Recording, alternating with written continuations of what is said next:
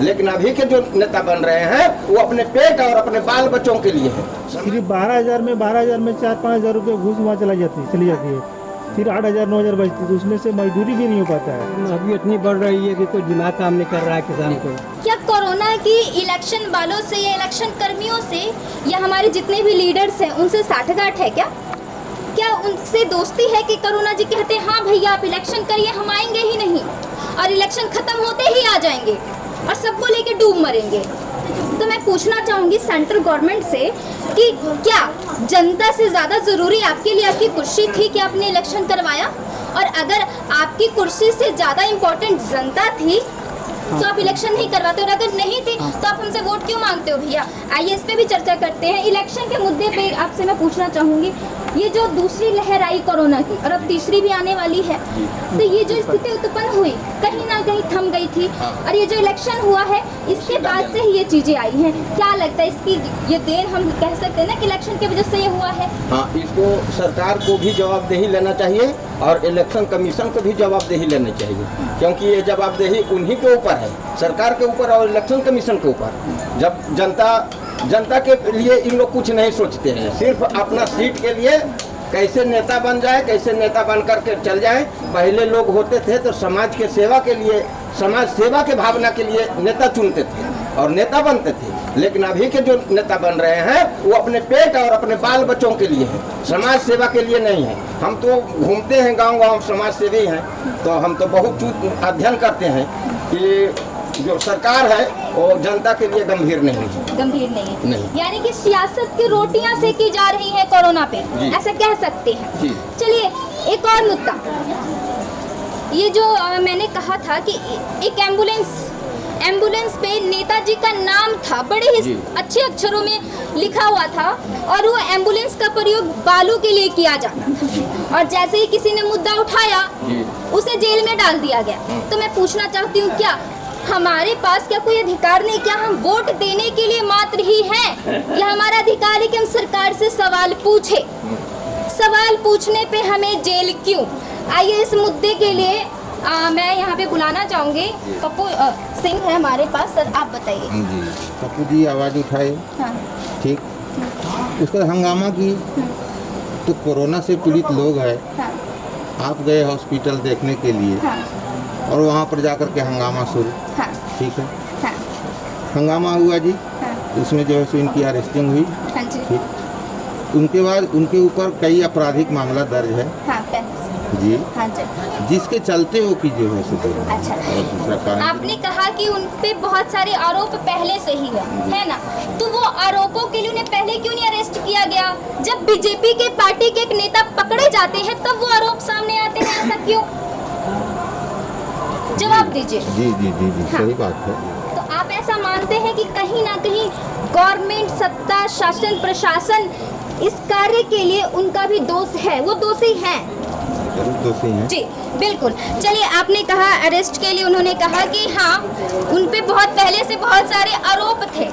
एक सवाल और है, मैंने जैसा कि आपको पहले बताया था, लोक निर्माण अधिनियम 1984 के तहत कुछ मजदूरों को गिरफ्तार कर लिया गया, इसलिए क्योंकि उन्होंने पोस्टर लगाया था कि मोदी जी हमारे बच्चों की वैक्सीन आप बाहर क्यों भेज रहे हैं, इसलिए मोदी जी को लगी बुरी ये बात और उन्होंने अरेस्ट करवा दिया। चलिए कोई नहीं, तो मोदी जी आपके लल्लू, पंजू, नीतू, सीतू और सिंटू बिंटू बहुत सारे नेता हैं जो दीवारें रंगवा देते हैं, पोस्टर लगाते हैं, उन्हें तो अरेस्ट करते नहीं हैं। तो ये क्या है? यानी मैं कह सकती हूँ कि सरकार से जब भी सवाल पूछे जाते हैं तो वो अपना पलड़ा झाड़ती है और उन्हें कुछ नहीं मिलता तो जाके हमें कारखाने में धकेल देती है। तो आइए इस मुद्दे पे भी हम बात करेंगे। हमारे साथ है मनोज मिस्त्री। एक बात बताइए, अभी लोगों को अरेस्ट किया है ना, जो भी गवर्नमेंट के खिलाफ बोलते हैं उन्हें अरेस्ट कर लिया जाता है, कितना समर्थन करते हैं इस बात को? ये तो गलत चीज़ है ना, जो आदमी बोलता है उसी को अरेस्ट कर लेता है और जो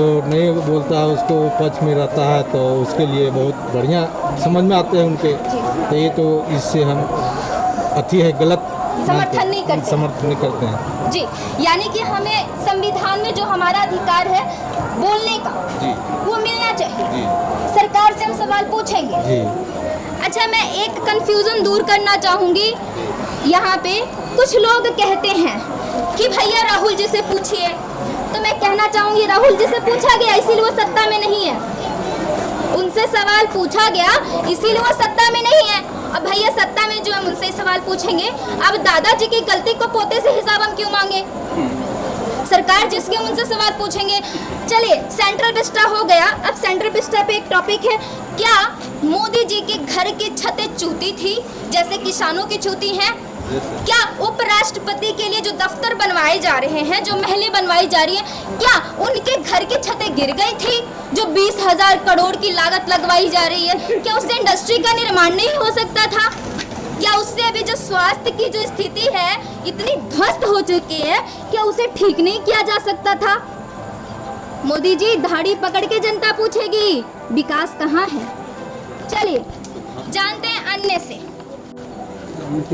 आप तो किसान हैं, कृषि पे क्या कहना चाहेंगे?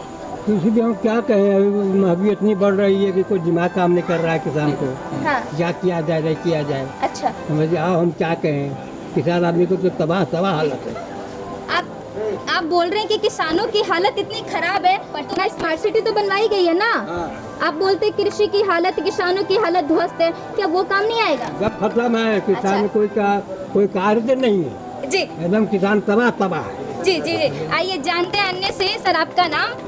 सुरेंद्र से जी, आप कुछ कहना चाहते हैं? हम कहना चाहते हैं यहाँ भ्रष्टाचार मुद्दा पर है, जी बिल्कुल पूरा चरम सीमा पर एकदम हाँ, है।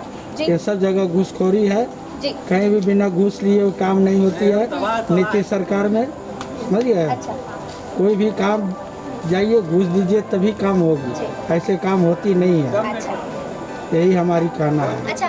हमारे साथ एक बहुत ही गंभीर सा मुद्दा, दरअसल हमारे मुख्यमंत्री नीतीश जी ने शौचालय योजना चलाई, 12,000 की रकम भी दिया उन्होंने जनता को। वो बात अलग है कि योजनाओं का लाभ उन्हें मिलता है जिसके चाचा विधायक होते हैं। चलिए बात करते हैं कि शौचालय में अमूमन खर्च कितना होता है। हमारे साथ एक मिस्त्री जी जुड़े हुए हैं, आइए इन्हीं से पूछते हैं।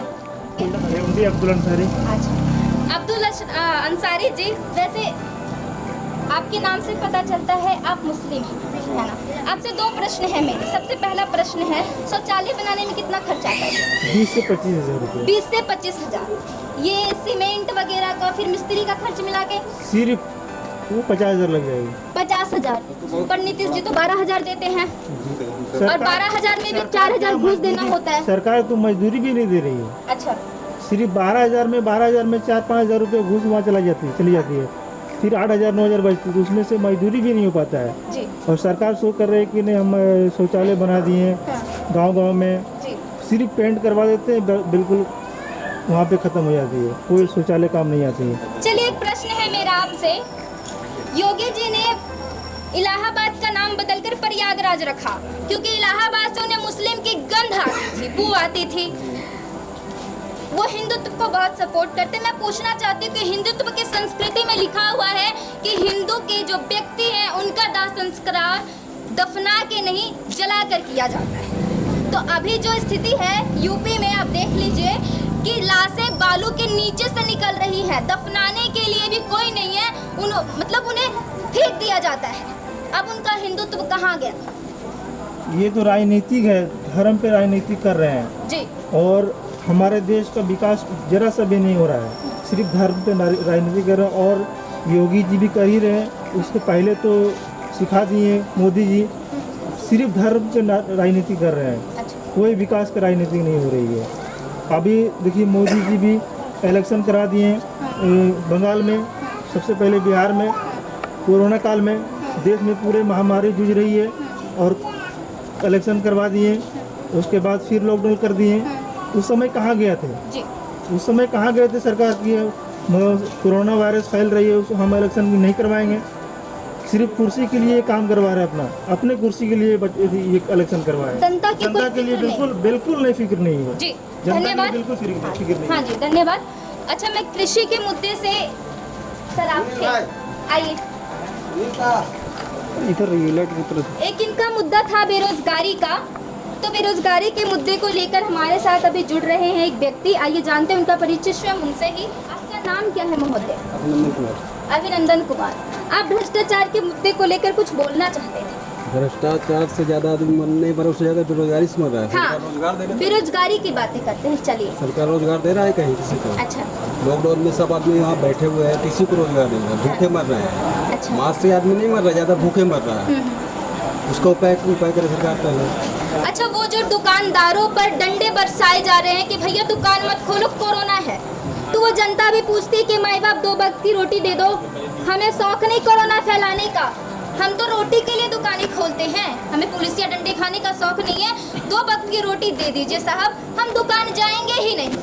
तो एक ये भी सवाल है कि भैया वो भूख से मरे या कोरोना से मर जाए, यानी बेरोजगारी भी एक मुद्दा है। बेरोजगारी बहुत बड़ा मुद्दा है, एक मुद्दा हाँ, नहीं, सबसे यानी बड़ा बेरोजगारी और ये जो स्वास्थ्य की जो हालत अभी ध्वस्त हो चुकी है, इन 2 मुद्दों से भी हम मान सकते हैं कि जो हमारी जो विकास की जो कड़ी है वो टूटती जा रही है। कागज पर विकास है, धरती पे आइए उसके बाद देखिए विकास कहाँ है। जी, बहुत अच्छी बात कही इन्होंने कि जितनी भी योजनाएं आती हैं वो कागज पर ही रह जाती, धरातल पर आने में उन्हें बहुत वक्त लगता है। आप बताइए चाचा, आप सैनिटाइजर मास्क को लेकर कुछ बोल रहे थे। हम तो बोल रहे हैं कि एक आदमी में छो को सप्लाई किया है, हाँ। यहाँ एक को नहीं नहीं गाँव में मास्क मिला। अच्छा, आप मास्क के लिए खपा हैं? बहुत कपाए, इतना अच्छा, कपाए कि हाँ। मास्क नहीं एको मिले, पूछे कि ये काम मिला है नहीं। मास्क कैंप लेके यहाँ बंटवाइए पहले, आपको इसीलिए हम कहते हैं कि मास्क बंटवाइए। यहाँ पर पानी जम जाता है, नाली उली का निर्माण नहीं हुआ है। देखिए ये सब पीसीसी रोड है, इसको पीसीसी ढलैया होना चाहिए था, सब बाकी है।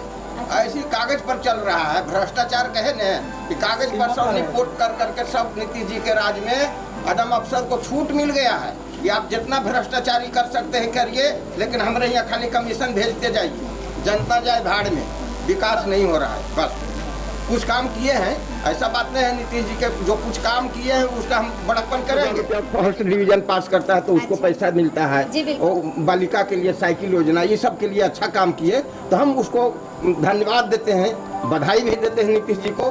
जहाँ पर वो अच्छा काम किए वहाँ पर अच्छा काम, लोक शिकायत अधिनियम कानून बनाए हैं, ये भी उनका अच्छा कानून है।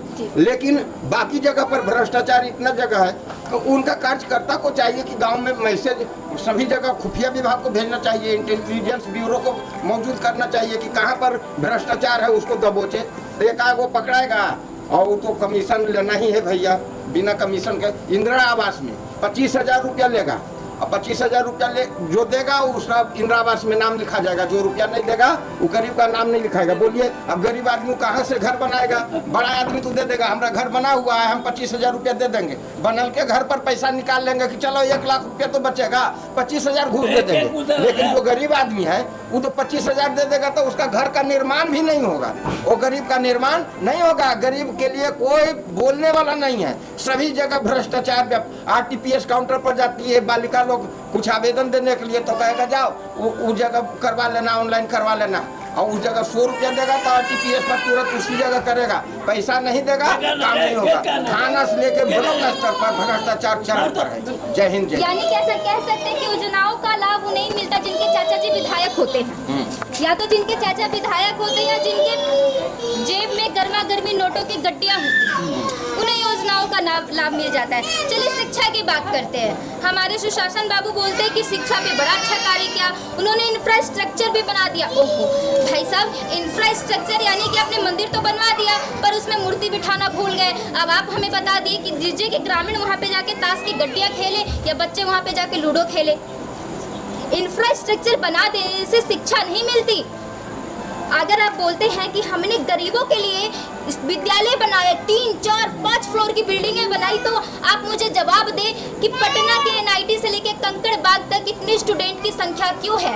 कोचिंग में लोग 20-25 हज़ार दे के पढ़ाई क्यों कर रहे हैं? अमूनम वो सरकारी विद्यालय के ही बच्चे होते हैं। तो हमारे साथ एक शिक्षक जुड़ चुके हैं जो ग्रामीण स्तर पे उनका बहुत बड़ा योगदान रहा। आइए जानते हैं इनसे। आपका पहले नाम क्या है? रामकिशोर प्रसाद। रामकिशोर प्रसाद, आप तो शिक्षक है पेशे से? पैसे से प्राइवेट ट्यूशन शिक्षक, टीचर हैं। हाँ, प्राइवेट ट्यूशन में बच्चों को पढ़ाते हैं। मान लीजिए प्राइवेट ट्यूशन ना हो तो सरकारी स्कूल के बच्चों की क्या हालत होगी? एक मुद्दा है। बहुत अच्छा है, इतना अच्छा मिल जाएगा कि अगर प्राइवेट ट्यूशन ना हो हमको नहीं लगता है कि कोई 10th सफल कर पाएगा बढ़िया से या 12th कर पाएगा। सब तो ट्यूशन के बदौलत ही हो रहा है। तो नीतीश जी ट्यूशन के शिक्षकों के बदौलत 10,000 देते हैं बच्चियों को। तो सही बात है, तो संतावना खाली देते हैं, प्रोत्साहन है। प्रोत्साहन। जैसे लैपटॉप बांटे अखिलेश जी तो नीतीश जी 10,000 बांट दें, जी, वो तो अलग बात है, लेकिन ट्यूशन टीचर को कुछ नहीं मिलता है, कुछ नहीं मिलता। एक तरीके से प्रोत्साहन इस तरीके से दे सकते थे कि उन्हें मंथली स्कॉलरशिप मिल जाती कि पढ़ाई की खर्चा हम उठाएंगे अगर बच्चे प्रतिभाशाली हैं। नहीं, बच्चे अगर बताते कि कहाँ से पढ़ के आए तो उनको फायदा होता तो कुछ आगे हौसला हम लोग को मिलता है। जी, जी। हम लोग तो 150 रुपये में बना देते हैं, फर्स्ट डिवीजन सेकंड डिवीजन, और जिनको लाख लाख रुपया मिलता है वो स्कूल आते भी नहीं, आते गए तो कहीं उन्हें खा के निकल जाते हैं, बस इतना ही। जी बिल्कुल बिल्कुल। मैडम आती हैं स्कूल में चेयर पे बैठ करके तिक्का मैडम लाइए थोड़ा गोलगप्पा खाते हैं। अरे प्रिंसिपल जी जरा चाय लाइए, बच्चों का भविष्य चाय में घुलकर पी जाया जाता है। शिक्षक आते हैं या मैडम जी आती स्मार्टफोन में घुस जाती हैं, हमारे शिक्षक जी आते हैं वो इधर की उधर बातों में ही व्यस्त हो जाते हैं, जो हमारी जो शिक्षा है वो वहीं पे रह जाती है। तो उस स्थिति में हमारे कहीं ना कहीं प्राइवेट सेक्टर के जो शिक्षक हैं उनका बहुत बड़ा योगदान रहा है, और मैं अभिनंदन करती हूँ, धन्यवाद भी देती हूँ ऐसे व्यक्तित्व को जो अपने स्तर से योगदान तो देते हैं। चलिए कुछ और चीज़ें पूछना चाहूँगी शिक्षा को लेकर, क्या बदलाव होना चाहिए शिक्षा में? शिक्षा में बदलाव बहुत ज़रूरी है, क्योंकि शिक्षा ही सबसे ज़्यादा जरूरी है। जी रोड गली नाली अभी तक जो आप लोग बात कर रहे थे घंटा 2 घंटा से, जी जी कोई बेटर नहीं है। जी अगर आदमी शिक्षित हो खाली तो गंजी पेट पर भी खुश है, जी बिल्कुल। और अगर आप शिक्षित नहीं है तो पूरा वहाँ से यहाँ तक पहनने पूरा क्या उससे कोई फायदा होगा? उसको पता नहीं कि सोना का क्या रेट है, क्या सोना है, फलना रखना, आपके पास पैसा है, खरीद लिए पहन लिए, लेकिन उसका महत्व होना चाहिए ना। आपके पास 20,000 का मोबाइल है, चलाने के लिए नहीं आता, जी बिल्कुल। खाली सिनेमा देख रहे हैं, जी तो आपका इस पर तो बदलाव होना चाहिए नीतीश।